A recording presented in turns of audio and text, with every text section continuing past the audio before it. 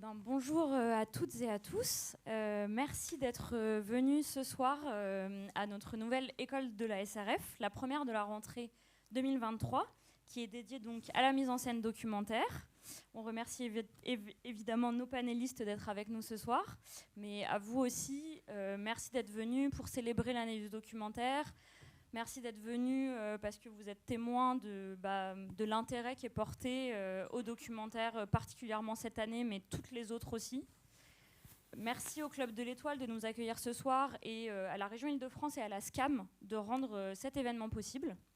Voilà, moi je vais juste vous dire 2 mots sur la SRF en guise de préambule.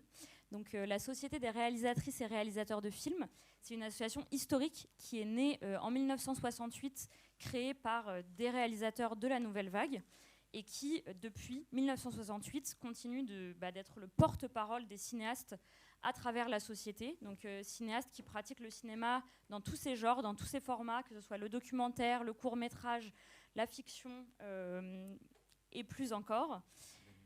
L'animation et encore plein d'autres genres et formats.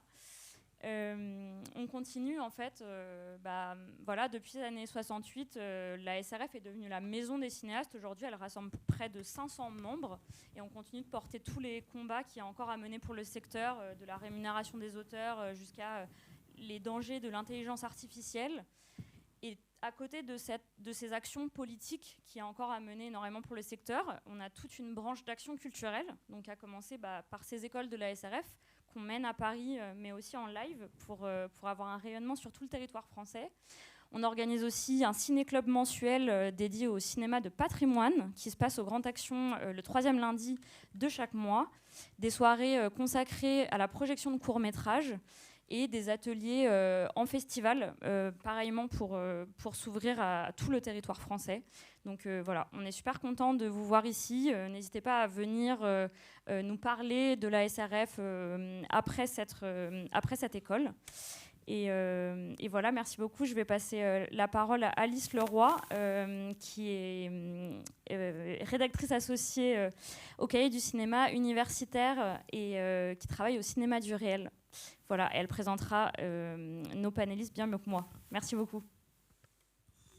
Merci beaucoup, Célie. Bonsoir à toutes et tous et bienvenue à cette école de la SRF, puisque c'est le nom de cette... Alors ça va être une école très libre et avec un principe d'horizontalité. Et donc, vous allez voir que le format de la soirée va vous laisser une large part dans la discussion. Et j'espère qu'on pourra vous entendre aussi poser des questions, énoncer des opinions et que la discussion sera riche et qu'elle ne sera pas seulement entre nous. Simplement pour dire d'abord un mot de chacun et chacune des invités autour de moi avant de présenter un petit peu la thématique de la soirée et puis la façon dont on va fonctionner. Je vais commencer d'abord par Claire Simon à ma droite, que vous connaissez sans nul doute si vous aimez le documentaire, parce qu'elle a une œuvre qui serait très très longue à introduire. Et puis vous verrez que je suis très contente parce que ce soir on va voir un extrait d'un film qui avait été déterminant pour moi dans le cadre d'un événement, d'une programmation que j'assure au Cinéma du Réel, qui s'appelle le Festival Parler, où on interroge, qui est aussi une forme d'école, où on questionne ce terme documentaire. Et il y a 2 ans ou 3 ans, avec le Covid, je me mélange, mais on avait fait tout un programme autour des rapports entre documentaire, cinéma et littérature, à partir d'une hypothèse qui était inspirée par ce film, qui était que le documentaire est romanesque, qu'il hérite du roman, plutôt par exemple que d'autres formes littéraires qui seraient, elles, plus proches de la réalité. Et cette hypothèse, elle était liée à ce film, Mimi, dont on va voir un extrait ce soir. Mais je veux absolument vous encourager, vous inviter, si vous ne l'avez pas encore fait, à aller voir Notre corps, qui est le dernier film de Claire Simon, qui est en salle en ce moment. Et si vous voulez défendre ce cinéma et si vous voulez surtout voir des bons films, allez voir Notre corps et parlez-en autour de vous, parce que le cinéma documentaire existe d'abord et surtout grâce aux spectatrices et spectateurs qui parlent des films autour d'eux, puisque ce n'est pas un cinéma qui bénéficie d'une énorme machine promotionnelle. Donc voilà. Donc, Notre corps, dernier film de Claire Simon qui est en salle et dont on aura peut-être l'occasion de reparler ce soir. Ensuite, Armel Ostiou, qui vient plutôt, lui, de la fiction, mais qui a fait une incursion dans le genre documentaire. Et encore, on en reparlera parce que ce n'est pas si évident, hein, cette incursion, à partir d'une mésaventure, si on peut l'appeler comme ça, qui est ce fait réel d'une usurpation d'identité qui est le point de départ d'une enquête loufoque et documentaire qui l'a mené à Kinshasa. Et on parlera donc du vrai du faux ce soir, qui est un film qui est sorti l'an dernier, non, cette année, en juin. Au mois de juin. Au mois de juin, oui. Qui est sorti cette année au mois de juin et dont on va reparler tout de suite. Et enfin, Christophe Cognier, alors qui, lui, a un long travail, qui n'est pas seulement cinématographique d'ailleurs, mais aussi littéraire, et dont on va beaucoup parler là, à partir de son dernier film qui est À pas aveugle, qui lui était sorti l'an dernier. Ah bah pardon. C'est juste que moi je l'ai vu l'an dernier au FID, donc c'est pour ça que voilà. Mais donc qui est sorti aussi cette année au mois de mars, et qui en fait est alors pas le point d'aboutissement, mais qui est l'un des volets d'un travail au long cours sur les images. Et quand je dis images, j'entends aussi bien les images plastiques, picturales, puisqu'il y avait un premier film sur les dessins et les peintures réalisées par des déportés dans des camps de concentration, et celui-ci, À pas aveugle, qui est un second film sur les photographies, plus précisément réalisées par des déportés dans des situations inimaginables et avec des contraintes qu'on a du mal à se représenter. Et puis, en plus de ces deux films, il y a aussi un livre, Éclat, qui a été publié au Seuil en 2019, il me semble, et qui est cette fois plutôt, qui est encore une autre manière de déployer cette enquête et cette obsession pour ces images, mais peut-être d'une autre manière et dans un autre champ que celui du cinéma, et peut-être en adressant d'autres questions à ces images aussi, pour peut-être ne pas les adresser justement dans les films. Donc voilà, on va avoir l'occasion de revenir à toutes ces questions à travers 3 séquences qui vont rythmer le déroulement de cette soirée.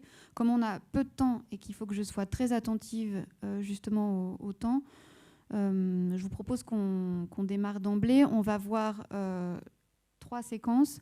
On ne va pas les voir d'affilée au début parce que ce serait un peu difficile compte tenu aussi de la diversité des films et de la difficulté de les mettre en relation sur le plan thématique ou même esthétique. Mais je vais plutôt proposer une introduction générale et puis on commencera avec Armel, on poursuivra avec Claire et on terminera avec une séquence du film de Christophe. Et il y aura une demi-heure d'échange à la fin, si je veille bien au temps. Voilà. Donc alors, je voulais partir peut-être de cette contradiction apparente et qui n'est qu'apparente de l'intitulé de cette soirée, la mise en scène documentaire. Contradiction parce que je pense qu'il y a une certaine histoire du documentaire, en particulier en France, qui a peut-être contribué, en tout cas plutôt une certaine doxa, qui a peut-être contribué à ériger une vision du documentaire comme une saisie presque immédiate, c'est-à-dire presque sans médiation de la réalité, comme s'il y avait une forme de neutralité, d'objectivité ou de transparence des dispositifs du cinéma documentaire. Comme si, en fait, il n'y avait pas déjà la médiation première qui serait celle de la technique, de la caméra, de tout cet appareillage technique qui conditionne la prise de vue. Comme s'il n'y avait pas non plus toute la situation sociale, culturelle et psychologique de la situation de tournage, avec tout ce qu'elle engage d'intention, de projection, de fantasme, de désir, de rapport de force aussi, de la part de la personne qui filme. Mais aussi peut-être de la part des personnes qui sont filmées. Et donc, finalement, en fait, cette espèce de fiction, pour le coup, de la transparence du dispositif documentaire, c'est un petit peu ce qu'on va essayer peut-être de remettre en cause, ou en tout cas en question ce soir, en parlant du travail de la mise en scène documentaire qui appartient à chacun de ces films, même si sans doute différemment et même si elle se joue à différents endroits. Pour commencer, on pourrait partir peut-être du film dans lequel cette mise en scène elle est apparemment la plus évidente, et c'est le vôtre, Armelle, Le vrai du faux. Peut-être parce que déjà dans son titre même et puis son projet même, c'est un film qui déploie cette question du rapport entre documentaire et mise en scène, peut-être même aussi documentaire et fiction, puisque le point de départ, si je le résume très brièvement, c'est l'usurpation d'identité dont vous avez été réellement victime et qui a initié cette enquête assez loufoque qui vous mène jusqu'à Kinshasa à la recherche de votre double, de votre usurpateur, de ce faussaire. Et sauf que finalement, de fil en aiguille, le mystère ne se dénoue qu'à moitié et peut-être s'épaissit plus encore en vous faisant apparaître vous aussi comme une sorte de faussaire. Donc peut-être avant qu'on visionne un extrait du film, est-ce que vous voulez dire un mot de la façon dont il a été conçu et peut-être dont aussi il s'est écrit? Il s'est écrit, et c'est peut-être en ça qu'il est vraiment documentaire, c'est qu'il s'est écrit au fur et à mesure de ce tournage. C'est-à-dire qu'effectivement, moi, je découvre que j'ai ce faux profil sur Facebook où il y a mon nom, des photos de moi, et surtout je découvre en regardant cette page que ce double organise des castings à Kinshasa où il invite donc toutes mes amies ou toutes ses amies, je ne savais plus trop, à participer à ces castings. Et donc voilà, cette situation de départ, moi, quand je la découvre, ma première réaction, ça avait été de me dire bon, il faut clôturer ce compte. Donc j'écris à Facebook pour leur demander de clôturer le compte, pensant d'ailleurs assez naïvement que tout ça allait se résoudre assez vite. Et c'est 15 jours plus tard, quand je reçois la réponse de Facebook qui me dit « Merci pour votre signalement, nous avons analysé votre requête, mais nous tenons à vous dire qu'il ne s'agit pas d'un faux profil et que cette page ne sera pas clôturée, mais que vous pouvez, si vous le souhaitez, ne plus être ami avec vous ou ne plus vous suivre ». Et c'est là qu'est né en fait l'idée, le désir de film. C'est-à-dire qu'en fait, je n'avais pas du tout effectivement pensé avant ça à faire un film, mais quand je reçois la réponse de Facebook, je me dis mais on dirait effectivement une situation extrêmement romanesque, extrêmement fictionnelle, absurde, paranoïaque, où tout d'un coup, kafkaïenne, un moment où la réalité, comme souvent, c'est peut-être ça la question de la fiction et de la documentaire, c'est le moment où la réalité dépasse la fiction, justement. Et c'est à ce moment-là que je me suis dit, mais il y a peut-être un film, on dirait l'invitation, en tout cas, pour faire un film. Après, ce que je raconte pas dans le film, c'est que dans le film, je donne l'impression que je pars tout de suite, mais en fait, ça a pris un peu de temps, et je remercie Adrien Lavapeur, qui est ici présent, que j'ai rencontré un jour dans un anniversaire et qui m'a mis en lien avec cette petite résidence d'artistes à Kinshasa, qui m'a invité à m'héberger, qui est devenu mon espèce de camp de base pour mener cette enquête. Mais donc, pour revenir à la question de l'écriture, elle était très, très minime au départ, mais il y avait une espèce d'intuition, de promesse. Et effectivement, en termes de récit, je sentais qu'il y avait la question de l'enquête, du thriller, ce qui est une forme cinématographique en tant que telle, de me dire il y a peut-être un fil à tirer, mais je ne savais pas du tout où est-ce que ce fil allait me mener.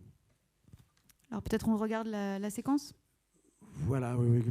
Donc, il y a une des séquences tournée à La Vie est belle. C'est compliqué ce choix des séquences, mais effectivement, c'est au début du film. Je ne voulais pas trop en révéler, mais c'est au début du film. J'arrive dans cette résidence et je rencontre Sarah Ndele, qu'on va voir, qui est une des artistes plasticiennes qui travaillait dans cette résidence d'artistes à Kinshasa et qui me propose de m'aider effectivement à mener cette enquête et à débusquer mon double.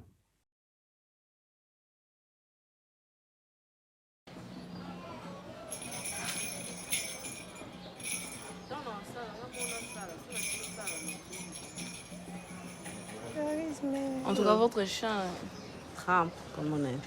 Donald Trump. Trump. J'ai fait connaissance avec une personne et cette personne aussi avait un faux profil, je ne savais pas. Donc moi, j'ai piégé quelqu'un et j'ai été piégée aussi. En fait, c'était la photo d'un beau monsieur musclé et tout le reste. Il est noir. Il s'appelait Gaius. On a commencé à causer, on papotait. On s'est créer une relation amoureuse, c'était juste pour s'amuser aussi. Bon, je sais pas. Pour moi, je m'amuse. Je voulais voir ce que ça donnait, avoir une relation virtuelle et tout. Alors, paf, on s'est donné des numéros, on a commencé à chatter sur WhatsApp et tout. Et je me suis rendu compte que c'était une femme.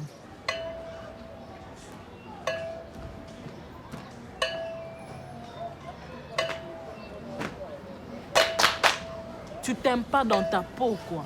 Tu veux prendre la peau d'une autre personne, comme dans la peau d'une autre personne, pour te faire des amis, pour avoir une autre vie, quoi. Ou encore tu détestes ta vie. Et aujourd'hui, déjà, comme il y a même des relations sexuelles virtuelles, ça existe maintenant. Vous voyez pas, mais vous flirtez. Sur les réseaux sociaux, vous faites des vidéos, vous faites des photos et tout. Et je trouve que c'est un autre monde, un monde à part, quoi. Moi, j'appelle ça un voyage virtuel. On ne se voit pas, mais nos esprits se voient. On peut jouer au jeu, hein. Si c'est un homme, ça sera plus facile de jouer à un jeu. Ouais. Parce que je sais, surtout sur les réseaux sociaux, c'est que la plupart des hommes adorent pour s'amuser. On peut jouer à un jeu, là. Pour le détecter. Ajoutez qu'après quand tu as un message. Écoute ce qu'on a un message.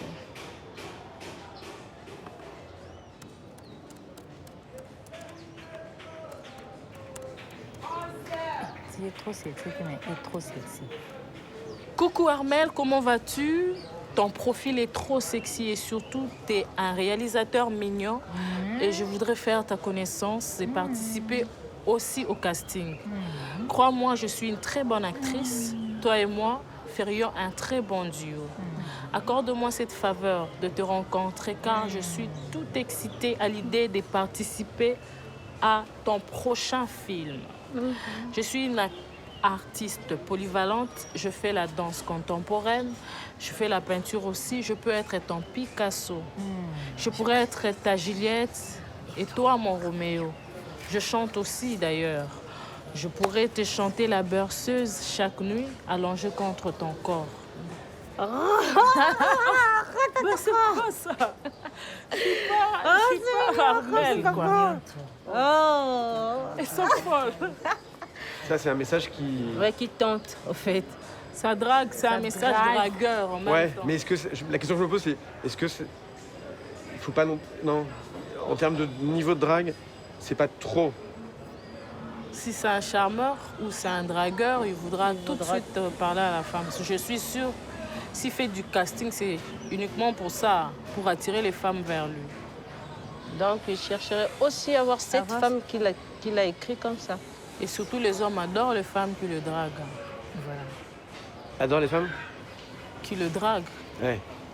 Ils trouvent ça intéressant. C'est bon. Je ne sais pas si c'est le cas avec tous les hommes. Mais les hommes d'aujourd'hui, c'est ce qu'ils veulent. Hein. Vous pensez qu'avec ça, on peut le prendre à son propre piège?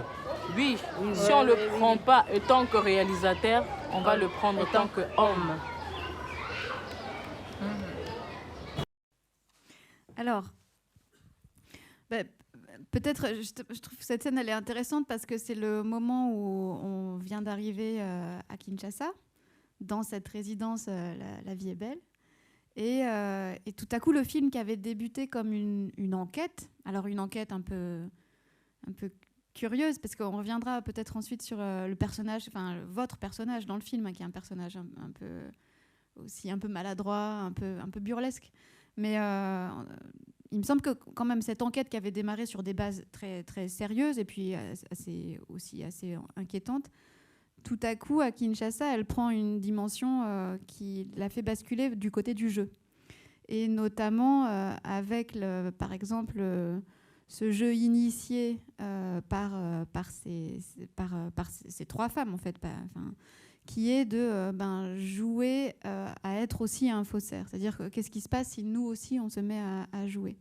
Et il me semble que là, le film s'ouvre vers quelque chose qui est beaucoup plus vertigineux et qui renvoie à cette définition du faux qui est plutôt deleuzienne, qui est que le faux, finalement, c'est pas le contraire du vrai, mais que peut-être le faux, c'est ce qui rend indécidable la frontière entre le vrai et le faux. C'est-à-dire qu'on ne sait plus ce qui est vrai et ce qui est faux. Et là, tout à coup, on est en plein dedans, puisque vous aussi, vous vous mettez à jouer au faussaire ici. Oui, non, c'est ça. Enfin, le film est là-dessus, effectivement, sur cette question de le titre. Enfin, parle de ça, le vrai du faux. Enfin, qu'est-ce qui dans le mensonge nous dit de vérité. C'est pour ça que quand il fallait choisir l'extrait, je me suis dit, j'avais bien cette séquence-là aussi parce que ça a commencé par les chiens. Tout d'un coup, en arrivant dans cette résidence, je découvre que tous les chiens ont des noms d'hommes politiques. Donc là, on voyait Trump, il y avait Macron. Donc déjà sur la question de l'identité, qu'est-ce que l'identité cache, enfin sur la question du masque aussi, cette question du profil internet, Facebook, effectivement le sujet est un peu venu à moi, mais ce qui m'a donné envie d'y aller aussi, c'est que j'avais le sentiment que derrière ces questions-là, il y avait plein de questions qui étaient très cinématographiques, qui étaient la question de qu'est-ce qu'on montre, qu'est-ce qu'on cache. Et d'ailleurs, ce qui est intéressant, c'est que Sarah Ndélé, donc on voit, qui va m'accompagner dans cette quête, j'ai découvert au fur et à mesure qu'elle-même fait dans cette résidence d'artistes, La Vie est belle, une des occupations qu'on voit à la fin du film, c'est qu'elle fait des masques inspiré des masques africains de sa propre culture, qui est la culture Yambi, parce qu'elle me racontait en fait que tous les plus beaux masques en fait du Congo ont été en fait pillés, ont été eux aussi, enfin sont d'ailleurs exposés, certains à Paris, certains dans des musées à l'Occident, et qu'en fait même les plus beaux joyaux de sa propre culture n'étaient plus là, et elle décide de refaire des masques avec des chaises en plastique qu'elle se met à faire fondre. Et ce que tout d'un coup je trouvais intéressant dans cette question du masque, c'est qu'un peu à l'image du profil Facebook, le masque il cache et il montre, et je pense que c'est une question qui peut résonner avec la question du cinéma, du documentaire, de la mise en scène. Qu'est-ce qu'on montre et qu'est-ce qu'on cache dans cette trajectoire. Et aussi comment est-ce qu'on joue à la fois à être soi, mais comment est-ce qu'être soi aussi au cinéma, c'est aussi un petit peu être un autre. Alors oui, sur la question de mon rôle, effectivement, moi j'étais jamais apparu dans aucun de mes films, et c'est vrai que c'est une question qui n'était pas du tout évidente pour moi. Et en même temps, je me suis dit, bon, vu que le film est un film sur la question de l'identité, et je pars à la recherche de mon double, je ne peux pas rester caché derrière ma caméra, et je me suis un peu obligé en fait à apparaître, mais avec effectivement cette idée que je voulais pas du tout, je partais là-bas en ayant très conscience aussi des écueils potentiels d'un film où tu as un réalisateur français qui vient en quelque sorte chercher justice en Afrique, enfin, tout ce que ça pouvait effectivement glissant comme sujet, et très vite je me suis dit effectivement qu'il fallait que je devienne un personnage, mais et que s'il y avait à rire, enfin j'avais envie aussi on rit de moi ou jamais à dépend des gens que je rencontrais. Et c'est un peu comme ça que j'essaie de réfléchir à mon personnage. Il y a un exercice en théâtre qu'on appelle « chercher son clown », où chacun en fait a son propre clown, et l'exercice consiste à essayer sur scène de trouver son clown. Et c'est un peu ce que j'essaie de faire dans ce film-là. Je n'ai pas joué un rôle de composition, mais j'essaie de trouver en moi, peut-être c'était pas compliqué, mais des choses qui pouvaient en tout cas être drôles, et faire de ce personnage un personnage qui en plus évolue, parce qu'effectivement il arrive là-bas avec une idée un peu naïve en tête de se dire bon, je vais retrouver ce double. En fait, plus l'enquête avance, et ça qui m'intéressait, plus il se rend compte qu'en fait la réalité elle est complexe, que ce pays il est multiple, et que les doubles sont peut-être plus nombreux qu'ils ne le pensaient. Et donc il y avait un peu cette idée aussi d'établir une trajectoire, mais un peu comme dans un personnage de fiction, enfin cette idée comme ça que mon personnage il va effectivement lui aussi traverser des étapes, des états, et il sera d'ailleurs peut-être pas le même à la fin qu'au début. Et juste si on a le temps encore d'une question. Aussi, ce qui est intéressant, c'est la façon dont chacun, pas seulement vous, mais chacun dans le film performe sa propre identité et la rejoue et la déplace en permanence. Et on vient de voir Sarah. Sarah, elle a une vraie persona d'actrice ici. Et c'est le cas aussi de Peter, qui est l'autre complice qui va vous aider dans cette enquête au début, et qui sont des personnages qui vont se révéler plus ambigus qu'ils ne le sont au départ. Et ça aussi, comment est-ce que vous avez travaillé tous les trois? Et puis, bon, je ne vais pas du tout dévoiler le film si jamais certains ou certaines parmi vous ne l'ont pas vu. Mais le plus intéressant, c'est votre faussaire qui se révèle un personnage extrêmement trouble. Mais alors, comment est-ce que vous avez travaillé? Est-ce que c'est au moment du tournage que vous avez travaillé à ces mises en scène de soi, ou est-ce que c'est dans l'improvisation des scènes que chacun s'est saisi de cet espace-là pour s'inventer un personnage? Comment ça s'est fait, ça? Ça s'est fait, mais je pense que les gens qui font du documentaire le savent un peu. Ça s'est fait de façon assez pragmatique aussi. C'est-à-dire que moi, je suis arrivé dans cette résidence. Je ne connaissais pas Kinshasa, je ne connaissais pas le Congo. Il y avait effectivement dans ce lieu, heureusement, plein d'artistes et de gens qui m'accueillaient. Mais voilà, je suis aussi un peu allé vers ceux qui avaient envie de participer un peu à ce jeu de rôle. Enfin, l'avantage, c'était quand même d'être dans une résidence d'artistes. Donc très vite, les gens qui étaient là-bas, ils ont compris aussi l'enjeu artistique. Enfin, moi, je n'allais pas là-bas non plus. Voilà, j'allais pour faire un film pour retrouver ce double. Enfin, je ne serais pas allé là-bas sans caméra. Enfin, l'idée, c'était quand même de faire un film. Mais donc, j'ai rencontré des gens qui ont compris un peu cet enjeu-là. Et après, oui, c'est un peu comme dans des rencontres amoureuses, dans des rencontres amicales. Je suis allé aussi vers les gens avec qui j'avais envie de passer du temps. Et c'est vrai que Sarah, typiquement, c'est quelqu'un que j'ai rencontré. Alors, ce qui est drôle, d'ailleurs, c'est que la première séquence où elle intervient, c'est le premier matin de mon arrivée. J'ai commencé à sortir ma caméra, à parler aux gens qui étaient là, échanger, parce qu'il y avait plein d'artistes dans ce lieu. Et très très vite, je me suis dit, mais enfin, elle avait cette espèce de capacité, mais peut-être comme une bonne comédienne, justement, à la fois de synthétiser les situations, d'avoir beaucoup d'humour, beaucoup d'intelligence. Et voilà, ça faisait partie. Je suis allé aussi vers elle parce que tout d'un coup, il y a un désir de passer du temps avec cette personne et de filmer. Voilà, je ne savais pas exactement plus combien de temps j'allais rester. Mais je pense, oui, que dans cette question de la mise en scène documentaire, il y a la question du jeu, et je pense qu'effectivement, tout le monde joue, en fait. À partir du moment où il y a une caméra qui est là, je pense que tout le monde joue. Alors après, l'idée, c'est peut-être d'aller aussi vers les gens qui jouent le mieux, en tout cas qui ont du plaisir et du désir à jouer devant la caméra. Oui, c'est aller vers ceux vers lesquels il y a une rencontre possible. Oui, du désir. Alors, on aura l'occasion peut-être d'y revenir, et d'autant que je pense que peut-être vous aurez des choses à vous dire, mais comme l'heure tourne, je ne veux pas faire attention à léser les uns ou les autres. Du coup, j'avais envie de passer à Mimi, parce que Mimi aussi, c'est un personnage, et c'est un personnage qui joue d'une certaine manière, et qui a une certaine manière de raconter sa vie, de raconter une histoire qui est la sienne, et de la romancer aussi. Et j'avais envie donc... peut-être qu'on passe à votre film, Claire, donc un film de 2003, tourné en 2002, qui est un portrait, mais un portrait assez singulier, parce que c'est une chose d'ailleurs, je pense, qui est très propre à vos films, c'est-à-dire vos films s'intéressent jamais à des types, que ce soit des types sociaux ou des archétypes ou de quelque ordre qu'ils soient, mais toujours à des singularités, à des personnes qui sont aussi très peut-être aussi fragiles dans leur façon de se raconter, et vous faites quelque chose de cette fragilité-là, de cette matière très très très fine et délicate et singulière. Et ici, c'est tout le projet de ce film-là, en fait, qui est finalement de raconter la vie d'un personnage qui serait un petit peu peut-être une Madame Bovary du XXIe siècle, mais de le faire avec les moyens du cinéma et du cinéma documentaire. En partant peut-être du principe que le cinéma documentaire serait peut-être l'héritier justement du roman réaliste du XIXe siècle. Et est-ce que vous voulez peut-être dire un mot de la séquence qu'on va voir avant qu'on la regarde ? Eh bien, oui. Pardon. Donc, c'est un film ancien. C'était une amie, et j'étais éblouie par le fait qu'elle racontait très régulièrement des histoires, alors de sa vie ou de la vie de sa mère, etc. Mais que c'était comme...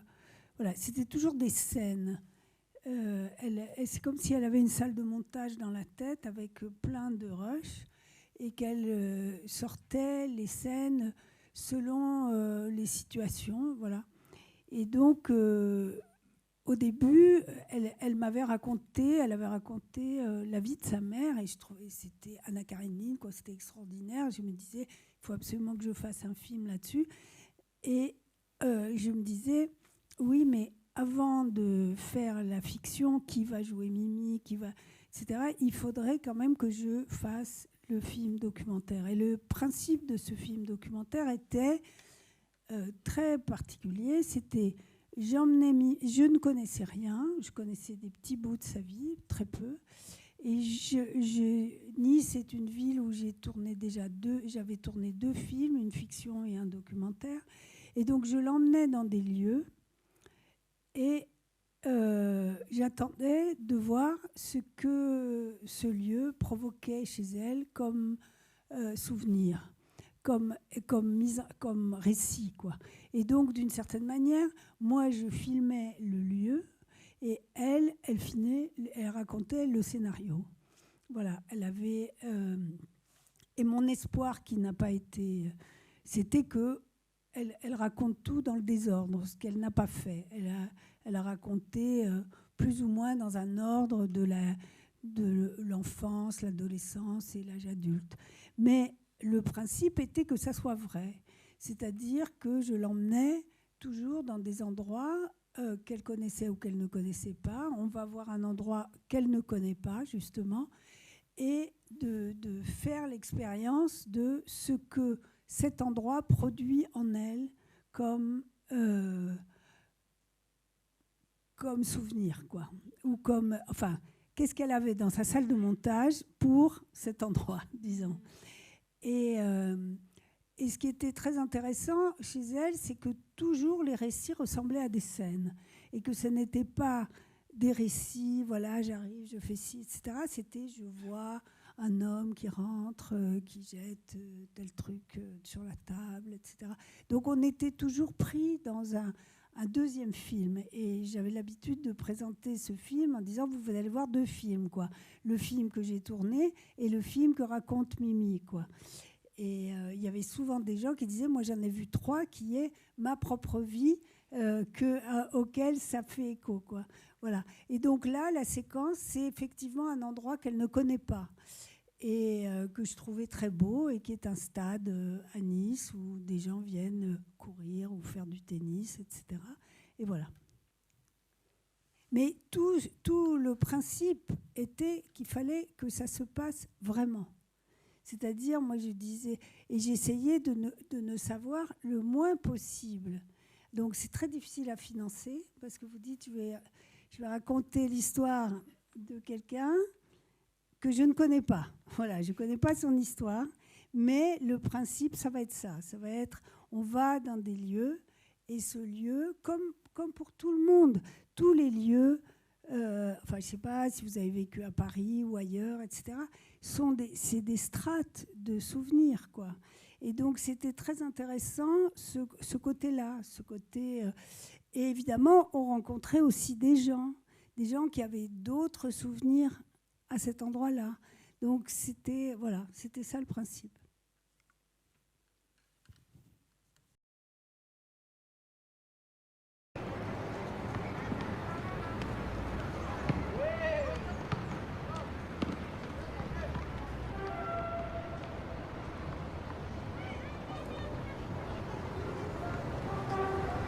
Il est beau ce stade, j'étais jamais venue. Tu m'as dit que c'était un stade municipal. Mmh. Ça, c'est quand même chouette, quoi. Parce que moi, quand j'étais ado, quand j'étais môme, ça n'existait pas. Ah oui ? Il y avait les cours de tennis, mais c'était pas pour nous, quoi. C'était les riches qui allaient jouer au tennis. Les petites jupettes blanches des nanas, les messieurs tout en blanc. Je me souviens quand la fille de ma voisine arrivait d'Afrique, elle venait tous les 2 ans, elle restait à peu près 6 mois. Elle était très belle et j'en étais amoureuse, quoi. Elle m'appelait quand elle allait jouer au tennis et donc je restais comme ça des heures à la regarder jouer.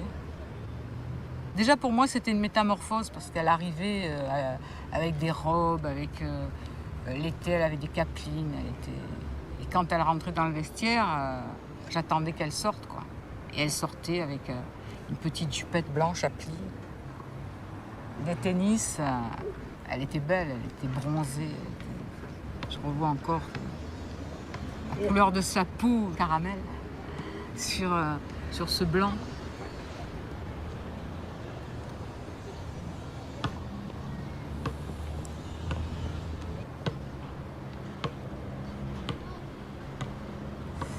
Parce qu'il y a des parfums qui reviennent,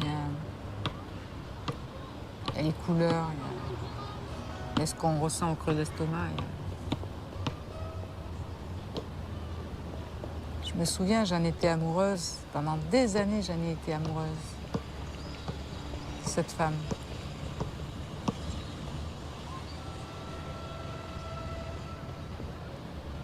Elle sortait beaucoup le soir. Et je sais que de ma chambre, je l'attendais. J'attendais qu'elle passe dans la cour. Et elle avait des talons. Et quand elle arrivait, j'entendais le bruit des talons dans la cour. J'entends encore le bruit des talons dans la cour, où elle traversait la cour. Et je me mettais à la fenêtre dans la nuit, je me levais, j'allais à la fenêtre.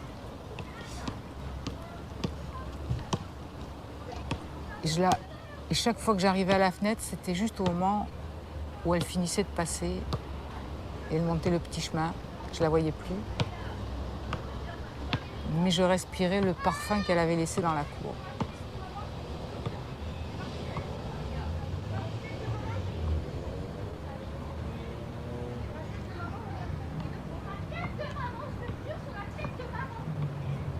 Elle me faisait rêver, cette femme. Et chaque fois qu'elle partait, après, au bout de 6 mois, qu'elle repartait en Afrique, retrouver son mari, elle me laissait toujours un flacon de parfum. La fin, il restait que quelques gouttes au fond du flacon. Et je le gardais. J'en ai gardé plusieurs de ces flacons pendant très très très longtemps.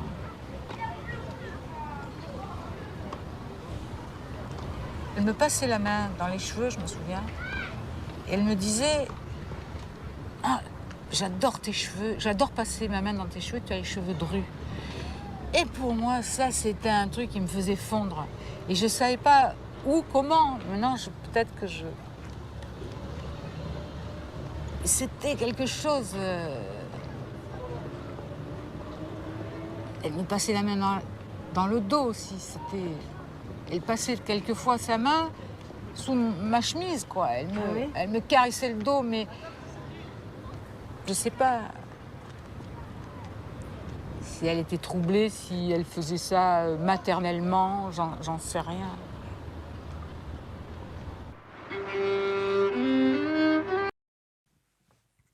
Donc cette séquence arrive, je ne sais plus à quel moment dans le film, mais mettons au bout de... Ouais, c'est ça. Et c'est là qu'on comprend que Mimi, le personnage, aime les femmes. Voilà. C'est là qu'elle le dit. Et voilà. Et elle le dit d'ailleurs, parce que du coup, avant, en présentant le film, au début, j'évoquais Flaubert, mais en fait, elle le dit d'une manière tellement proustienne, à partir de tout ce tissu sensible de la mémoire et de comment la mémoire s'attache moins à des intrigues et à des figures qu'à des sensations, des émotions particulières. Voilà, et donc ce qui était beau pour moi, en tout cas, c'était comment un jeune enfant qui fait un bruit avec le ballon évoque les talons aiguilles dans une cour, quoi. Et toute cette manière dont on utilise sans cesse ce qui existe aussi comme évocation de ce qui a eu lieu, quoi. Voilà. C'était ça que je... Et là, c'était la preuve par 9, puisqu'elle n'était jamais venue dans cet endroit.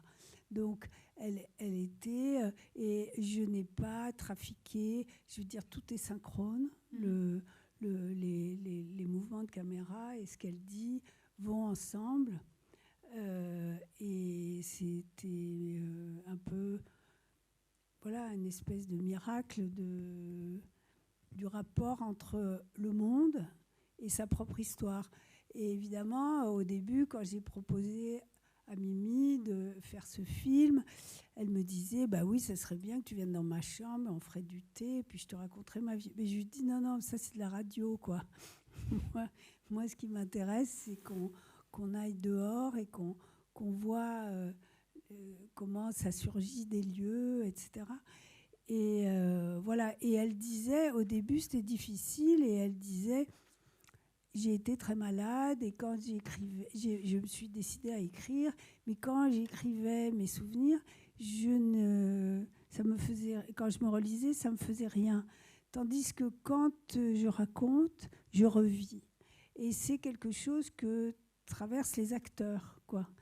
C'est-à-dire le fait d'être possédé par ce qu'on raconte, quoi, même si c'est pas sa propre histoire. C'est pour ça que la question de l'acteur dans le documentaire, elle est très forte, parce que toujours, c'est ce que vous disiez, c'est-à-dire que les gens, on filme des gens qui sont d'une certaine manière des acteurs, voilà, et qu'il faut traiter comme des acteurs, c'est-à-dire qu'ils peuvent être mauvais, qu'il faut s'arranger pour qu'ils soient... dans le mot mise en scène, documentaire, il y a aussi le fait qu'on doit travailler avec les gens qu'on filme de manière à ce qu'ils soient qu'ils comprennent comme faisait Rouge, quoi.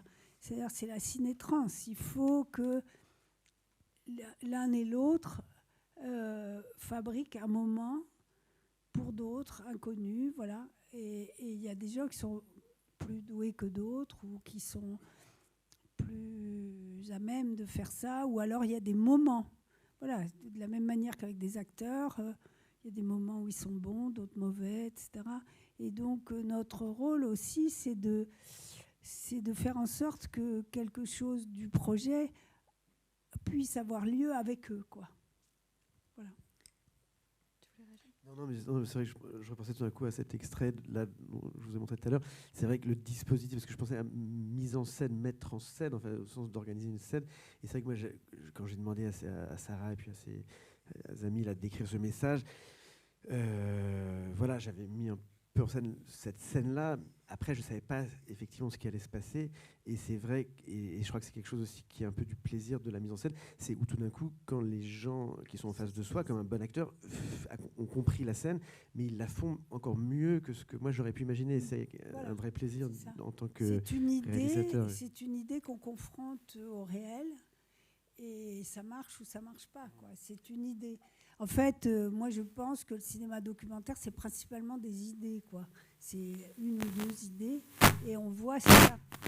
Moi, j'ai pas touché, hein. Non, j'ai fait tout bien. Bon, c'est de voir aussi si l'idée fonctionne, quoi. Si l'idée prend, voilà. C'est plus une question de l'idée, plus que d'écrire, etc. Moi, personnellement, je pense que ça ne sert à rien. Mais c'est pour moi, pour mon travail. Ce qui est plus important, c'est comment une idée, face au réel, a lieu, quoi. Comment elle marche, comment elle... voilà. Et peut-être, alors juste parce que, juste avant qu'on visionne la séquence, vous disiez que... vous aviez imaginé le film comme double, comme étant votre film, le film de Mimi, et puis que des spectateurs vous avez dit, mais il y a aussi un troisième film qui est le nôtre, celui que chaque spectateur se fait dans sa tête. Voilà. Et je me demandais, pour revenir à cette question de l'espace, parce qu'il me semble que c'est une question importante dans vos films, et peut-être dans tous les films, mais particulièrement dans les vôtres. Je trouve, par exemple, dans cette séquence, il y a une chose très, très belle, c'est la façon dont l'espace, c'est-à-dire ce qu'on voit, intervient toujours dans un certain écart avec ce que Mimi raconte. Parce qu'évidemment, elle raconte pas du tout, elle décrit pas ce qu'elle a sous les yeux. Elle parle pas de ce qu'elle voit, de ce qu'on regarde.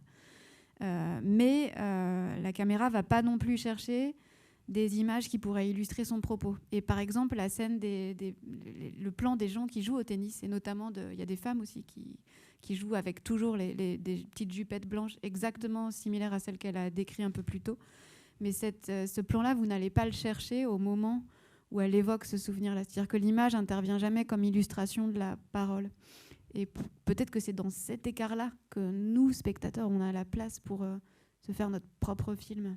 Mais c'est-à-dire que je pense que cet écart, comme plein d'autres, est un écart de la fiction, ou disons du cinéma. C'est-à-dire comment est-ce que tout d'un coup, une émotion d'une jeune fille sur une femme qui la fait rêver est au fond incarnée par un homme qui court, un jeune homme qui joue avec un ballon, le culte du corps, une jeune femme qui joue au tennis, etc. Et comment ça peut être une image de ça. Ça peut, en tout cas, ça l'est. C'est comme ça qu'elle revient à son récit, quoi. Et sur le tennis, elle raconte, et ça c'était synchrone, le truc de parfum qu'elle lui laisse à chaque fois qu'elle s'en va, etc. Donc tout d'un coup, ça donne à l'image qui est vue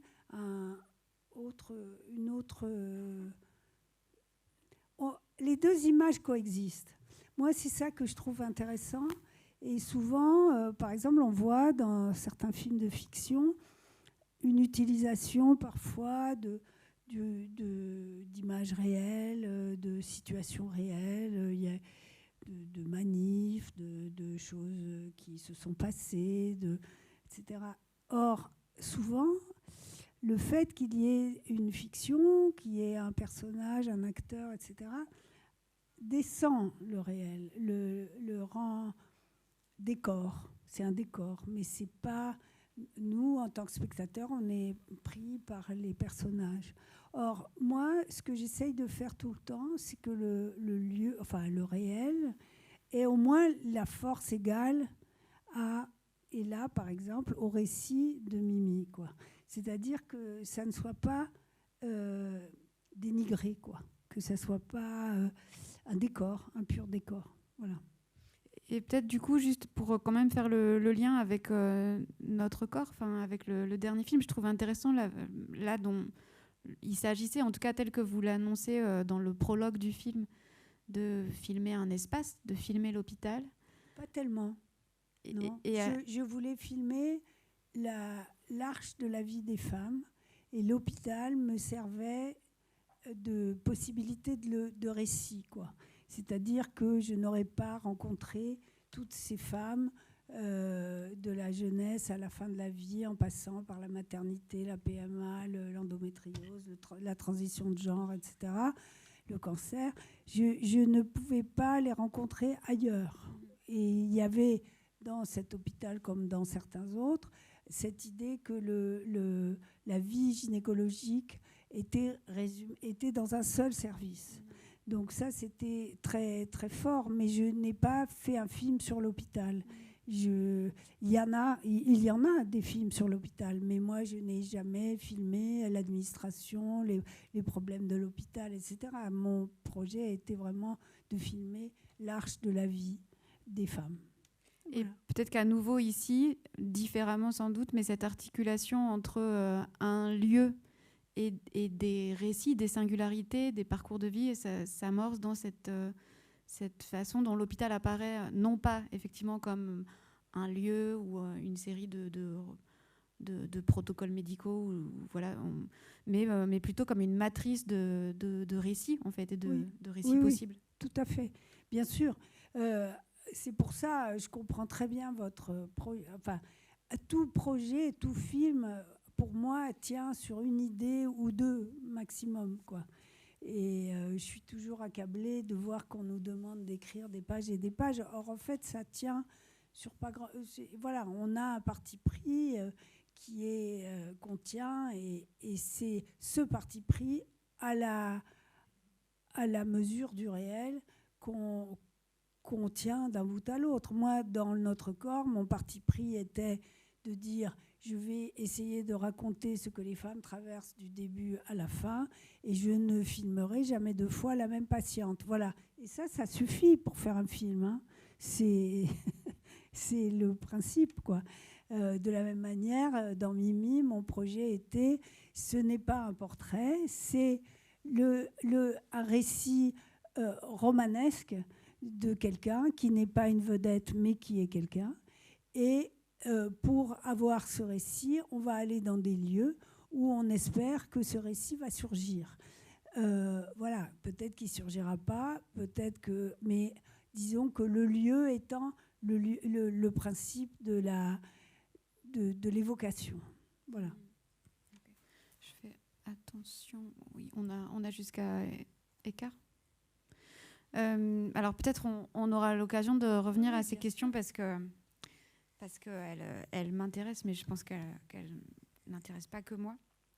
Mais je voudrais quand même qu'on ait le temps de parler un peu des films, et en particulier du dernier, À pas aveugle, de Christophe Cogniet.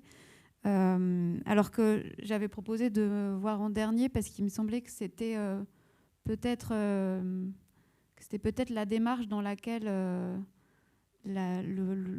justement le parti pris de la mise en scène était le plus difficile à tenir, étant donné que c'est un film, et on pourrait dire des films ou des projets, des œuvres qui se fondent sur une archive, et que peut-être l'archive, elle pose un certain nombre de questions, voire même de dilemmes, et qui sont des dilemmes éthiques, des dilemmes aussi historiques, parce que l'archive n'est pas seulement manipulée par les cinéastes, mais aussi, manipulée, pas instrumentalisée, mais je veux dire utilisée par les cinéastes, mais aussi par des historiens. Donc ça posait un certain nombre de questions, sinon peut-être, vous nous le direz, de problèmes. Donc j'avais... peut-être on dit d'abord un mot à la fois du film, de ce qui le fonde, et peut-être de son rapport aussi avec les autres projets, notamment littéraires, avant de voir la séquence que vous avez choisie, et puis on poursuit ensuite. Oui, alors je ne suis pas sur l'archive, en fait. Ça ne m'intéresse pas trop, la question de l'archive.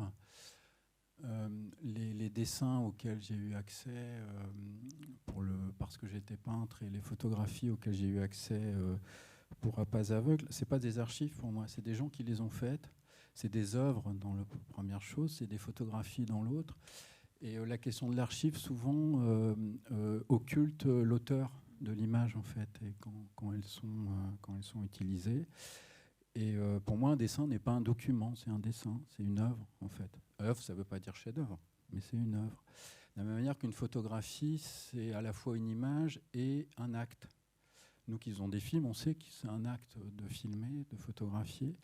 Et c'est comme ça que j'ai pris ces images, en fait. Et donc la question dans À pas aveugle, c'était de prendre les photographies à la fois comme acte et image. Et comme acte, ça veut dire comment elles ont été faites. Comment on trouve un appareil, comment on repère, comment on a des alliés pour faire la prise de vue, comment on attend qu'il y ait de la lumière, comment on fait ça quand on peut, c'est-à-dire quand il y a un SS en face, on ne peut pas photographier. Et tout ça, c'est une petite dramaturgie, en fait. Tout ça, c'est une histoire. Voilà, ça raconte une histoire. Donc c'est là que j'ai eu envie de faire un film avec ces photographies, pour raconter cette histoire, en fait. Et dans un second temps, souvent dans le film, des fois ça vient en premier, on regarde les images jusqu'au seuil de leur visibilité, jusqu'elles montrent ce qu'elles ne montrent pas. Et souvent, elles ne montrent pas, en fait. C'est ça qui est intéressant, en fait. Et tout ça, parce que ma question centrale, et quand Claire, tu dis qu'il y a une question, et je pense que moi, c'était ça ma question, c'était d'avoir une perception de ce qui s'est passé, de ce qui fut, en fait. Je cherche des perceptions dans ce film à chaque fois, en fait. Et toute cette mise en scène qui alterne une recherche de l'acte photographique et une enquête à l'intérieur des images, en les regardant, en discutant avec des gens sur ce qu'on y voit.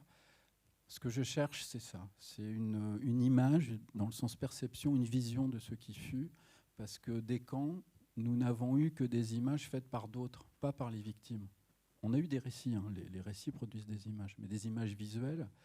On a eu les images faites par les SS, on a eu les images faites par les journalistes et les services cinématographiques et photographiques qui accompagnaient les armées alliées, qui sont des images qui ont des buts de guerre, qui sont là pour préparer des procès, qui montrent aussi des jeunes gars de 25 ans, américains, canadiens, anglais, qui découvrent une situation qui est absolument sidérante. Et on voit leur sidération dans ces images. Mais les déportés, quelles images ils ont faites, en fait. Donc c'est ça que j'ai cherché en fait, dans ce film. Voilà, donc on peut le film comment dire, tourne autour de cette question en fait. Donc là j'ai choisi un extrait qui est au bout d'une demi-heure, qui est le début d'une longue séquence, enfin, d'une longue partie du film qui se passe à Buchenwald, qui concerne un photographe qui s'appelle Georges Angéli, que j'avais rencontré, c'est le seul que j'ai rencontré du corpus, mais qui est mort au moment où je fais le film. Voilà, donc c'est pour montrer un peu comment le film chemine d'une certaine façon. Voilà, alors comme sur chaque film, c'est toujours très dur de trouver un extrait parce qu'on construit, un film ça se construit, donc il y a un regard qui dès le départ se constitue en fait, et c'est aussi ça qu'on cherche à faire, en fait, c'est à construire un regard. Donc là, je ne sais pas ce que ça va donner de voir l'extrait comme ça, mais on pourra en parler après. Voilà.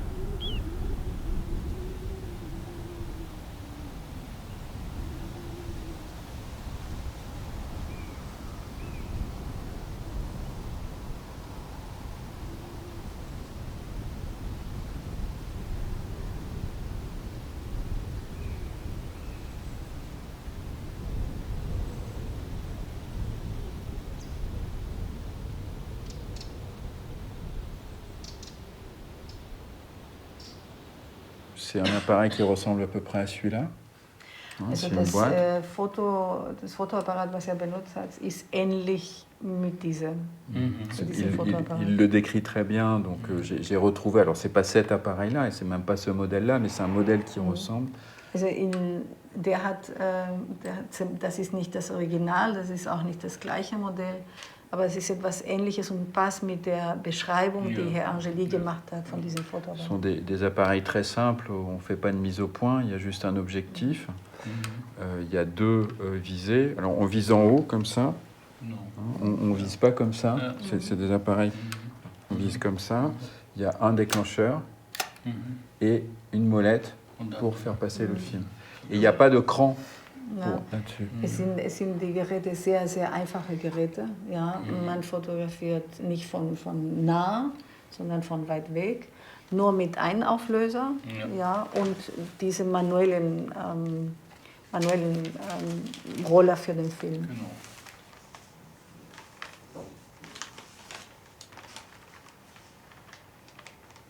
Et ce qu'il explique, c'est qu'il a enveloppé l'appareil. Alors, c'est pour comprendre comment il a fait. Il a enveloppé l'appareil dans un papier journal. Il a juste fait un trou pour l'objectif, évidemment, et un trou pour la molette.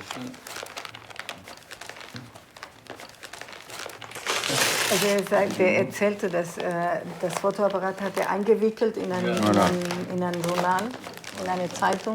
Donc und der hat das ungefähr gemacht. Also der hat das nur... Donc il mettait l'appareil sous son bras, comme ça.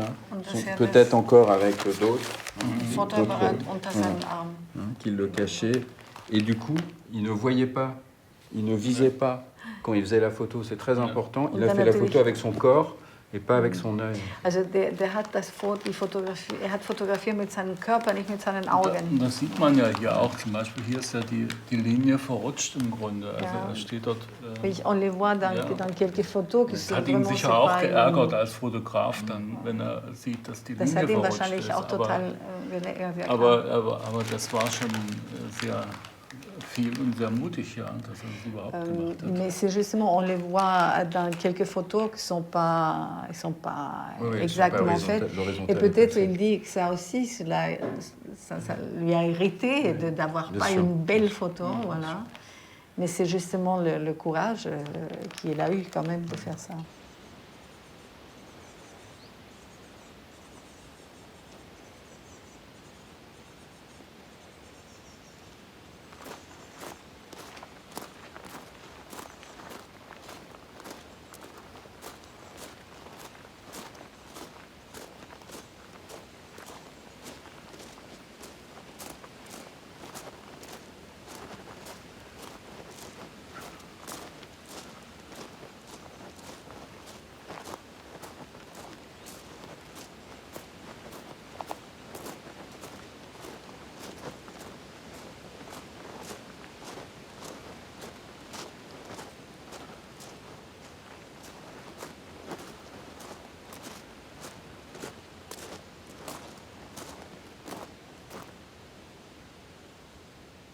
C'est très bas.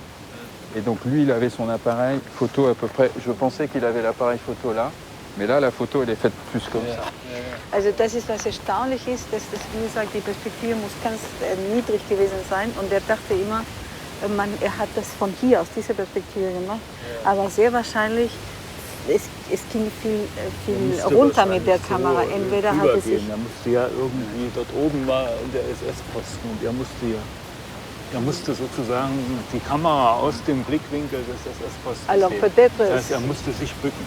Son interprétation, c'est que vraiment, il a fait ce mouvement justement pour cacher la caméra des miradors.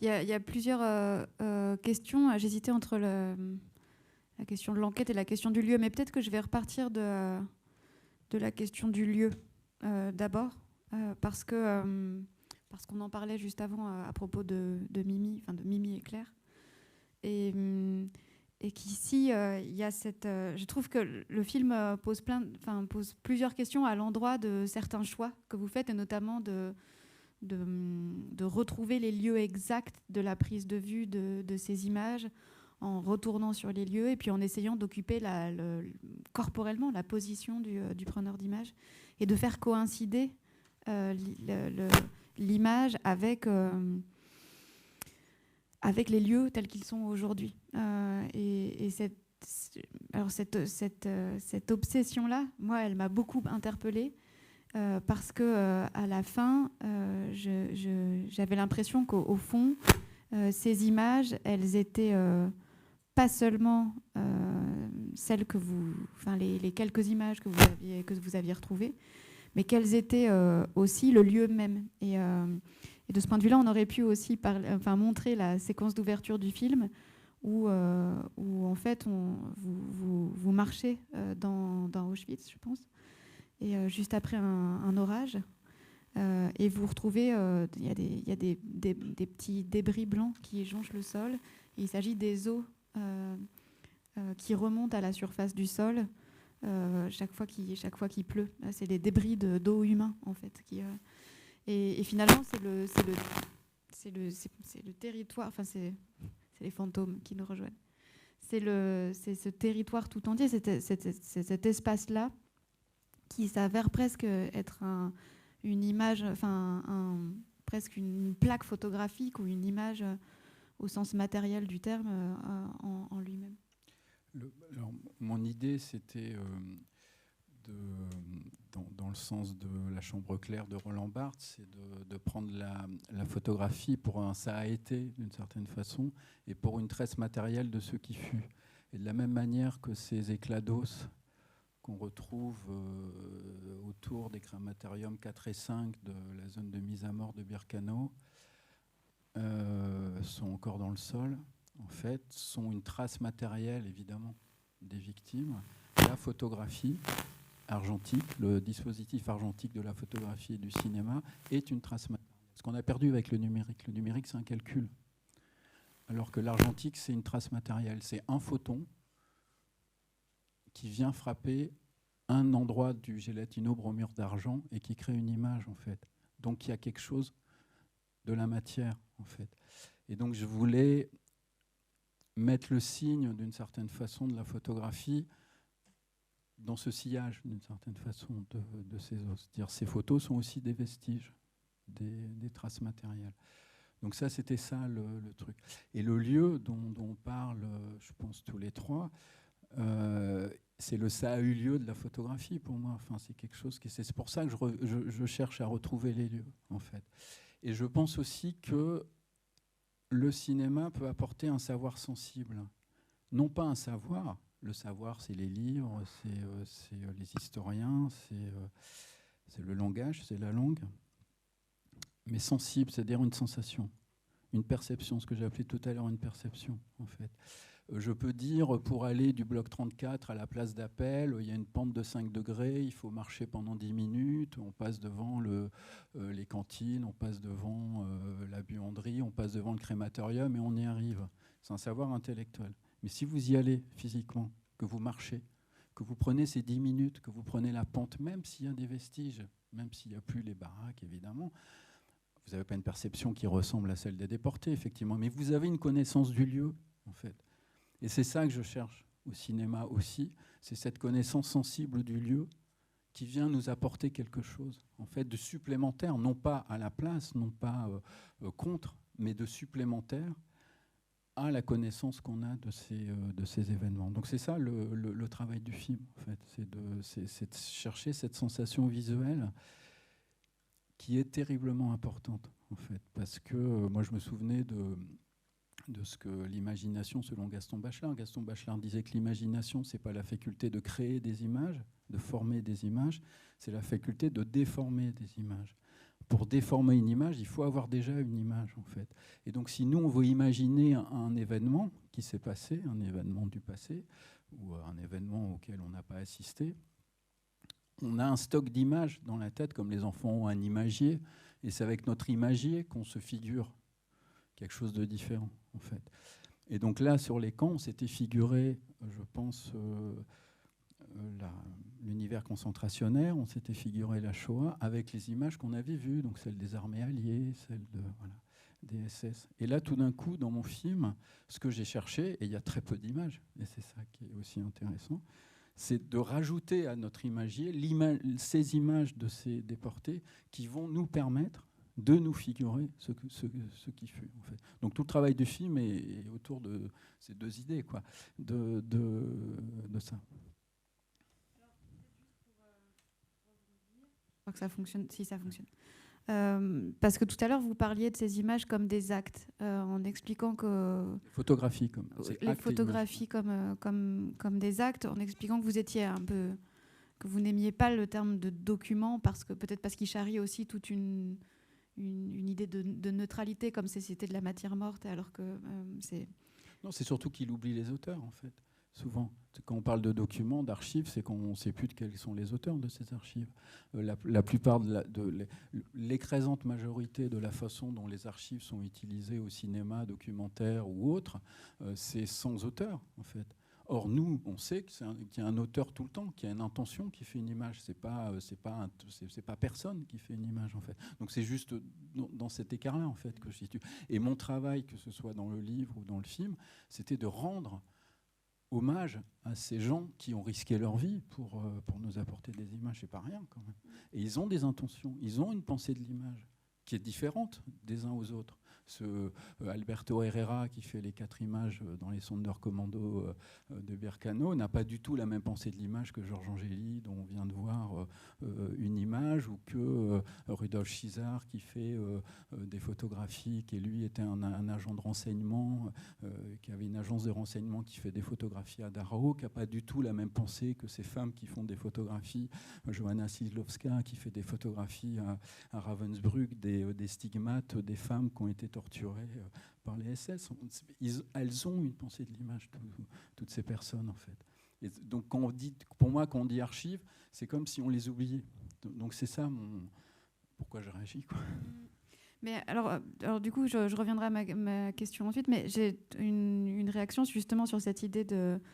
Alors ces images, effectivement, elles appartiennent à leurs auteurs, et c'est important peut-être de refaire cette généalogie-là et de comprendre aussi dans quelle démarche et dans quelles intentions elles s'inscrivent, mais n'empêche qu'il y a aussi quelque chose qui échappe aux intentions, comme si les images... comme si il y a un historien d'art qui s'appelle Horst Brandekamp qui parle de l'acte d'image. Comme si finalement, vos images, en fait, notamment dans la superposition des images photographiques et du cadre réel dans lequel vous retournez les superposer, elles révèlent qu'il y a des choses qu'elles révèlent, par exemple les corps allongés, et qui peuvent aussi, qui n'ont pas l'air de cadavres, là, et vous l'expliquez ensuite dans la suite du film, hein, même la censure auquel a pu donner lieu ces corps-là disposés et qui contrariaient l'imaginaire des camps.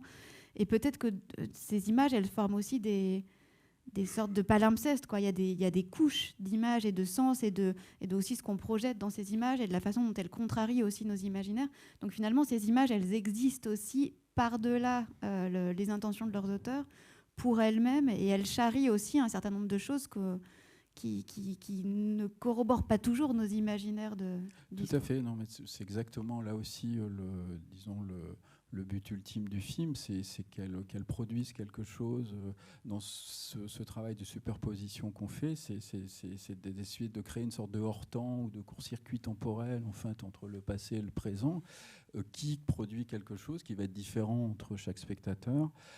Parce que mon travail aussi de mise en scène et dans ce film, ça a été de rendre le spectateur actif avec nous d'une certaine façon, c'est de nous voir chercher, et il y a des moments où l'équipe même du film se met à chercher avec nous, ils avaient tous un micro, ils pouvaient intervenir quand ils voulaient. Et la dernière personne qui doit intervenir, pour moi, c'est un spectateur. Une des premières projections que j'ai faites du film, c'est un ami qui m'a dit « Ouais, dans telle image, il y a ça, t'en parles pas, c'est scandaleux. » J'ai dit « Mais c'est exactement ce que je veux. » C'est-à-dire qu'on devienne actif à regarder, à scruter ce truc gris, là. Est-ce que c'est un arbre? Est-ce que c'est une baraque? Est-ce que c'est un corps? Voilà. C'est rendre, en fait, la perception active, en fait. Et c'est ça, évidemment, qu'elles nous échappent. Elles échappent à leurs auteurs. Elles échappent, mais ces images ont une histoire d'une certaine façon. Bon, il y en a qui sont très connues, d'autres pas du tout. Il y en a même qu'on voit pour la première fois dans mon film que j'ai trouvé. Elles ont été tellement ignorées, leurs auteurs ont tellement été ignorés dans tous les livres, la plupart des livres qui ont été écrits sur ces images, que la moindre des choses, en fait, d'une certaine façon, nous qui faisons encore une fois des films, c'était de rendre j'allais dire la dignité, c'est pas un bon mot, mais enfin leur existence même. En fait, c'est dans ce sens-là que je disais ça. Et justement, il y a une chose à ce propos moi, j'étais contente que vous choisissiez cette séquence-là parce que je trouve qu'on y sent votre méticulosité obsessionnelle de cinéaste et que, par exemple, dans le soin que vous mettez à reconstituer le dispositif de prise de vue avec l'appareil de prise de vue, puis même le journal pour montrer pour imaginer comment est-ce que l'appareil est dissimulé, porté, tenu, et ce qui explique aussi l'échelle et le cadre. Du coup, pourquoi est-ce qu'il était important pour vous que ces gestes-là, on pourrait appeler ça du reenactment en fait, ce soit vous, cinéaste, qui les accomplissiez et pas par exemple un historien ou... Alors parce que je voulais pas qu'il y ait une connaissance surplombante en fait. Donc c'était important de me mettre en scène pour que j'absorbe moi d'une certaine façon la fragilité, les doutes, les manques, les réussites, quelques réussites, mais les manques de l'enquête d'une certaine façon. Et il y a des cartons dans le film qui donnent des faits, donc ce sont des faits, et nous, quand on va chercher avec les historiens, nous on hésite, on ne sait pas en fait. On erre, on se reprend, on se trompe, on trouve, etc. Et c'était le truc. L'autre chose pour laquelle je me permets de me mettre en scène, ce qui n'est pas du tout non plus une habitude ou une envie, c'est parce que je viens de finir d'écrire le livre qu'on tourne, en fait, et dans le livre, je me suis, c'est pas la seule chose que je fais dans le livre, mais je me suis donné comme but aussi de décrire chaque image, chaque photographie de mon corpus, donc il y en a une 60aine, 70, je ne sais plus, en une page, sans style. C'est-à-dire sans rajouter de métaphores ou d'images littéraires aux images des photographies. En fait, en m'inspirant pour cela du poète objectiviste américain qui s'appelle Charles Reznikov, qui écrit des poèmes comme ça, sans métaphore, sans figure de style d'une certaine façon. Et du coup, au tournage, j'ai une connaissance intime de chacune des images, très grande, que mes interlocuteurs n'ont pas, en fait. Et donc, on a un dialogue entre eux qui ont une connaissance que jamais j'aurais des camps. Harry Stein, qu'on voit, est le grand historien de Buchenwald. Il est là depuis 50 ans quasiment. Il a dirigé un nombre de thèses, un nombre d'ouvrages sur Buchenwald impressionnant.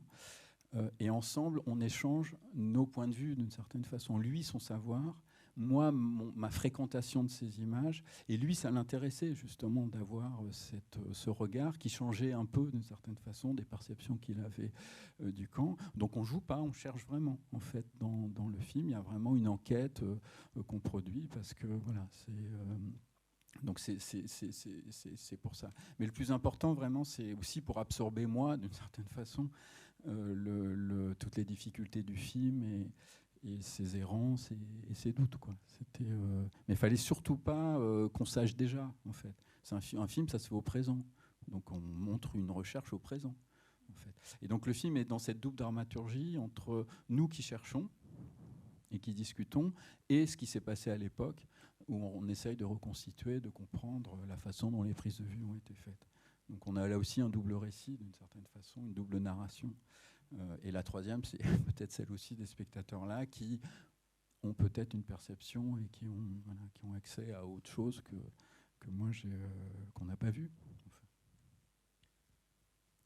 Je pense qu'il est temps, oui, il est grand temps d'ouvrir le débat à la salle. Si vous avez des questions, je peux faire circuler mon micro. Et,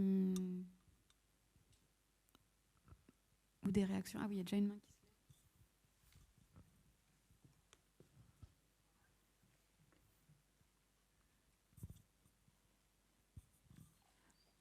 Bonsoir. Alors, ce n'est pas vraiment des questions, mais c'est plutôt des réactions, puisque j'ai vu vos 3 films en salle et j'ai adoré ce que vous nous avez proposé en récit. Et pour faire une synthèse, justement, où vous parliez de panélistes, j'ai trouvé, en fait, dans ces 3 films, quelque chose de très intéressant, parce que souvent, on a une image négative du documentaire vis-à-vis du grand public comme quelque chose de très austère et de très terne, qui ne donne pas envie par rapport à la fiction. Et ces 3 films ont pu, en fait, véhiculer des émotions pour lesquelles on n'est pas forcément préparé. Et à certains moments, des émotions de joie, de malice. Et peut-être pour le public qui est là et déjà acquis à la cause du documentaire. Mais pour moi, le documentaire, c'est très, très important parce que c'est une façon de raconter son rapport au monde complètement différent de la fiction. Et ce qui m'a précisément intéressée pour ma venue de ce soir, c'est que vous 3, vous êtes tous les 3 mis en scène. Vous apparaissez à un moment ou des moments de votre propre film et vous montrez aussi une vulnérabilité, chacune très différente. Et du coup, Madame Simon, vous m'avez absolument bouleversée dans votre propre prise de parole. Je ne m'y attendais pas du tout. Mais quand je parle de joie ou de malice, c'est parce que vraiment, il y a des moments où on croit que vos films vont que traiter des sujets extrêmement graves ou tragiques, ce qui est le cas. Mais il y a ces moments de surprise qui permettent à la matière documentaire d'apporter, parce que c'est une surprise. Et donc, j'ai beaucoup ri avec le documentaire, effectivement, de Monsieur Ostiou. Et j'ai été absolument bouleversée. Et l'aspect malicieux que j'évoquais, c'est que dans le documentaire de M. Cognier, effectivement, il fait l'évocation d'une photographe, de plusieurs personnes qui se sont prises dans un camp de concentration, et elles décident de prendre des prises de vue très très particulières de leur corps, qui sont assez surprenantes, et qui, dans la salle, quand j'ai vu le film, et cette séquence précisément, a apporté un rire, mais totalement inattendu, parce qu'on ne pouvait pas s'imaginer que ces images, ces photographies prises dans des situations extrêmes et tragiques puissent apporter un rire, pas un rire de gêne, mais vraiment de la surprise. On s'est dit, on a réussi à trouver de la joie dans un endroit aussi terrible. Et donc, j'ai pas de questions, c'est juste vous remercier d'avoir fait ces films, parce que le documentaire, et par votre entremise, puisque vous-même vous mettez en scène, vous avez réussi à véhiculer aussi votre propre émotion. C'est pas forcément évident dans un documentaire, parce qu'on s'attend toujours à ce que ce soit le sujet ou l'acteur sujet qui apporte l'émotion à la matière documentaire, mais vous y avez aussi contribué, chacun a participé, et j'ai beaucoup aimé aussi cet aspect-là dans votre film respectivement. Voilà. Donc je voulais vous remercier pour ça. Et puis à vos distributeurs qui ont eu le courage de distribuer vos films, qu'on ait pu les voir en salle. Et que ceux qui ne l'ont pas vu, je les invite vraiment à les voir parce qu'ils sont tous, chacun, très très surprenants.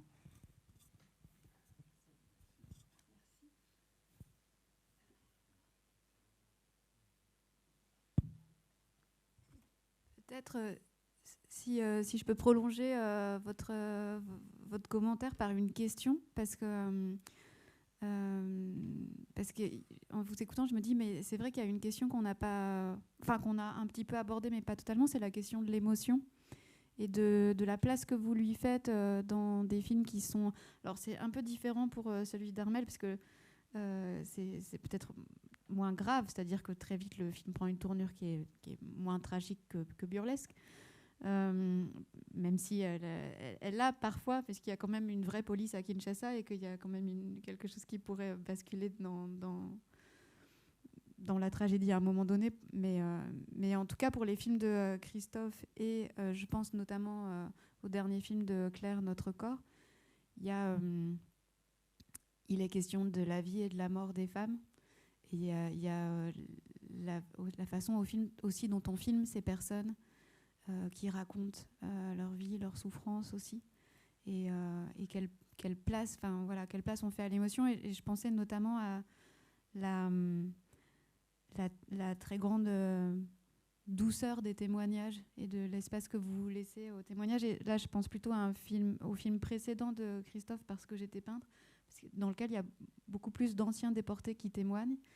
Et ces témoignages ne sont jamais mis en scène comme c'est grossier, mais je veux dire comme des tire-larmes. Et du coup, j'avais envie peut-être l'un et l'autre, si vous voulez parler de la façon dont vous avez travaillé, je ne sais pas si c'est le bon terme pour ces séquences-là. Je peux commencer rapidement.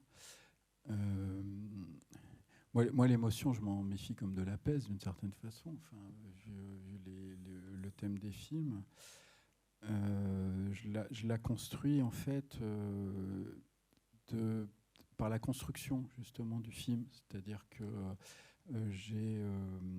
et c'est très conscient, c'est-à-dire j'ai fait écouter à mon équipe, et ils s'en souviennent tous, ils en ont parlé même dans la presse, j'aurais fait écouter la chaconne de Bach, qui est une variation pour violon solo, c'est les deuxièmes partitas. Il y a à peu près 80 variations sur 4 notes continues, poum, poum, poum, poum, sur une basse continue comme ça. Et l'émotion, et moi il y a une interprétation que j'aime beaucoup, c'est celle d'Hilariane, qui le joue de façon très neutre d'une certaine façon, ce qui est très difficile. Et l'émotion vient petit à petit de la construction et de la beauté de ces variations. Au début, c'est pas mal, mais voilà. Et puis petit à petit, on est pris dans cette espèce d'émotion. Et je leur ai dit, c'est exactement ce qu'on va faire nous. C'est-à-dire qu'on va faire une variation, on va regarder les photos, on va avoir ces transparents, on va rencontrer des gens. Donc on a 3-4 comme ça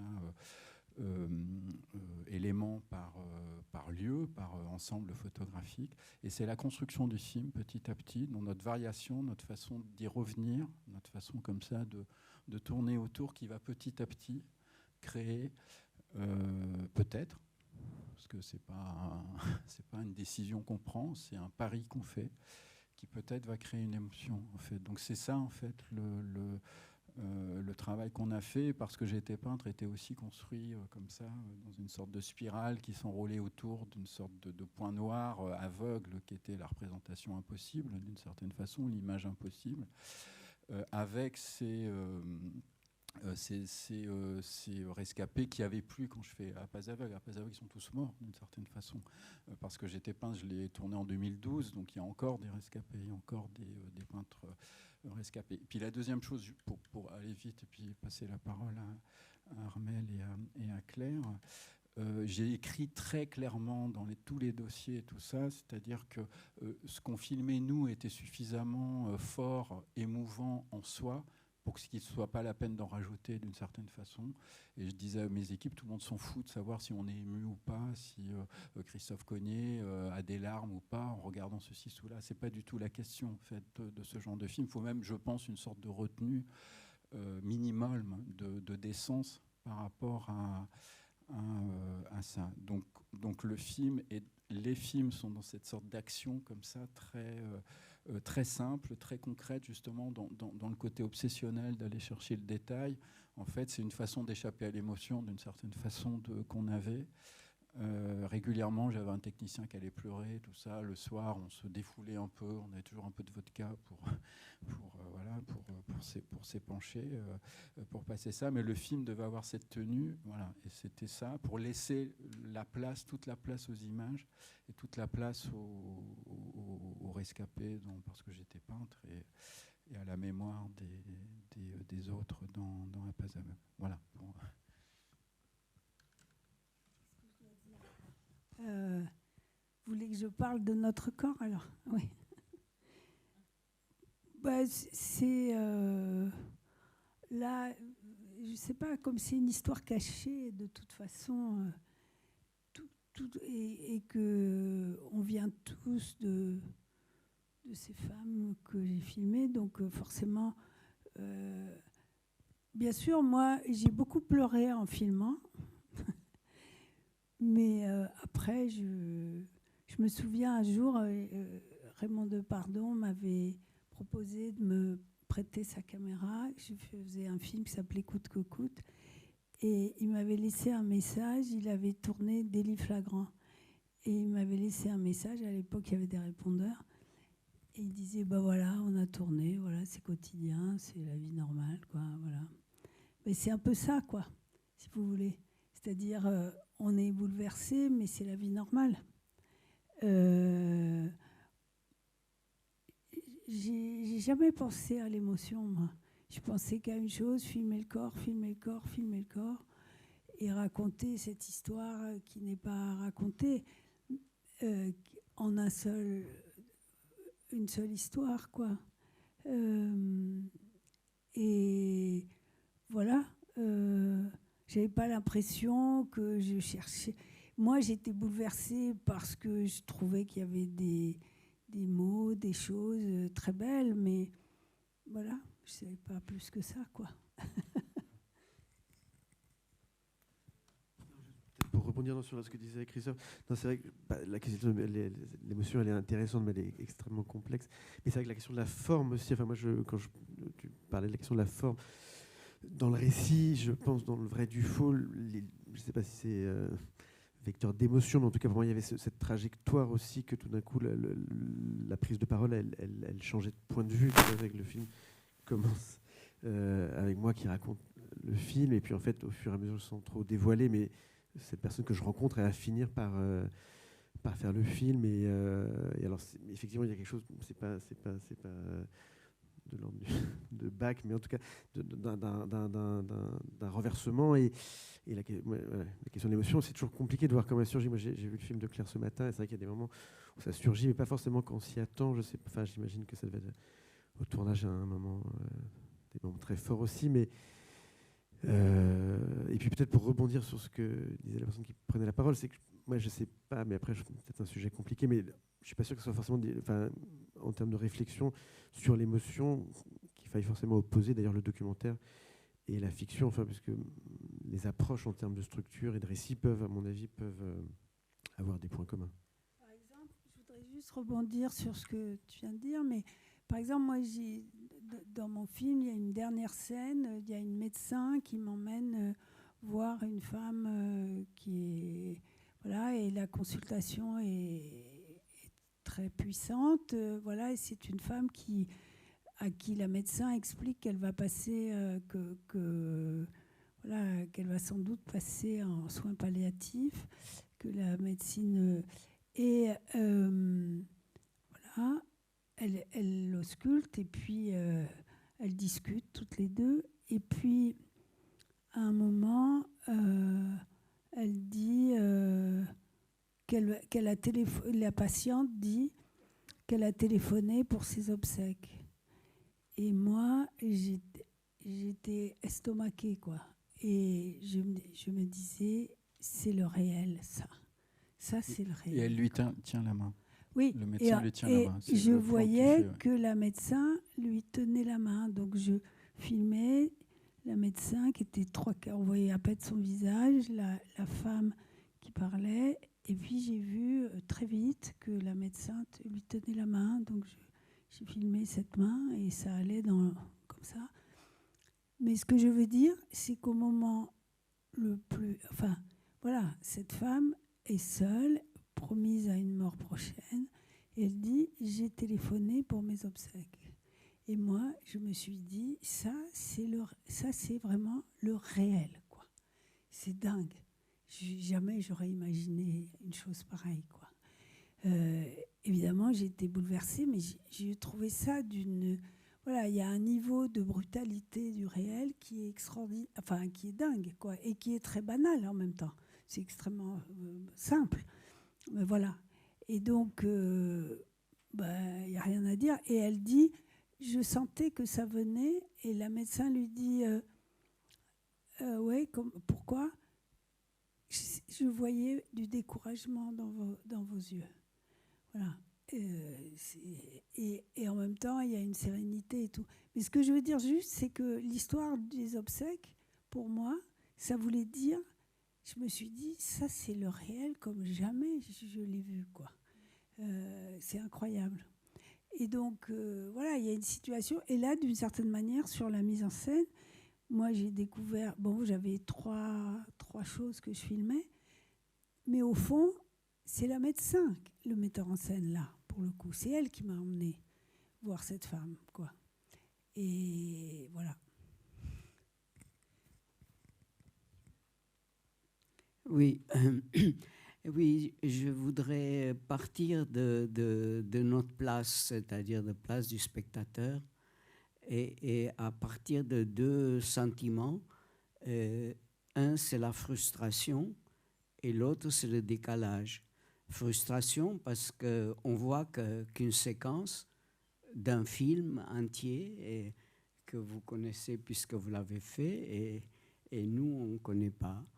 Et puis décalage parce que je pense qu'à partir de la frustration et du décalage, il y a une place au désir d'aller au-delà. Mais là, je vais simplement donner quelques petites associations. Et la première qui me semble réunir les trois films avec toutes leurs différences, c'est le jeu. On parlait de mise en scène. Or, il y a une notion de jeu dans tous les sens du jeu. Et ce qui m'a pris tout d'un coup, c'est dans le film d'Armel, le début de cette séquence, c'est le chien. Et le chien joue. Et puis après, tout le monde joue. Pas comme le chien, mais différemment. Et tout se noue à partir du jeu. Et c'est-à-dire qu'on est un peu à l'écart et on est un peu dedans. Et ça, c'est le propre du jeu. Et dans le film de Claire, bien sûr, il y a le jeu du tennis et il y a le jeu avec le lieu. Et donc, c'est le rapport que je pointais déjà il y a longtemps dans le documentaire entre une parole, un corps et un lieu ou un décor. Et donc le lieu joue pleinement et on est dans l'écart, on s'écarte de la chose pour la retrouver.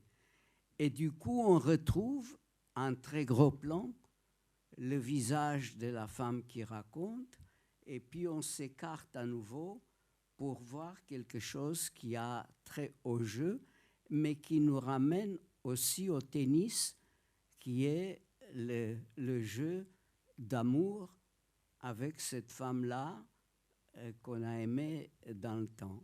Et pour venir au film où on se dit où est-ce qu'il est le jeu, ben Christophe, il y a du jeu là-dedans et parfois le jeu est parfait, parfois il est maladroit. Et j'ai beaucoup aimé la maladresse du réalisateur qui joue avec le journal autour de l'appareil photo. Parce que c'est très touchant. Tu veux montrer quelque chose et tu le montres en improvisant. Et puis après, quand on arrive à l'image finale, il y a une superposition, un jeu parfait de superposition entre les choses. Donc voilà, je pense que c'est avec les différences, le jeu vous réunit. Mais je pense que quand on arrive avec une idée, que il y a toujours un principe de jeu. C'est absolument... D'ailleurs, c'est ce que disait Rouge quand il disait on va faire comme si, quoi. Voilà. C'est-à-dire, absolument, c'est un jeu. C'est-à-dire, le jeu, c'est de voir si l'idée joue bien avec le réel, quoi. Voilà. C'est ça. Mais J-E E-U. Il y a les deux.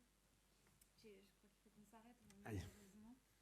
Mais je voulais juste prendre le temps de vous remercier chacun très chaleureusement pour cette soirée et puis ces récits que vous avez partagés. Et voilà, merci beaucoup. Et moi, je voulais remercier Alice Leroy d'avoir accepté, au nom de la SRF et du groupe documentaire de la SRF, d'avoir accepté aussi brillamment et d'animer cette discussion. Merci beaucoup, Alice, aussi, d'avoir fait ça. Merci.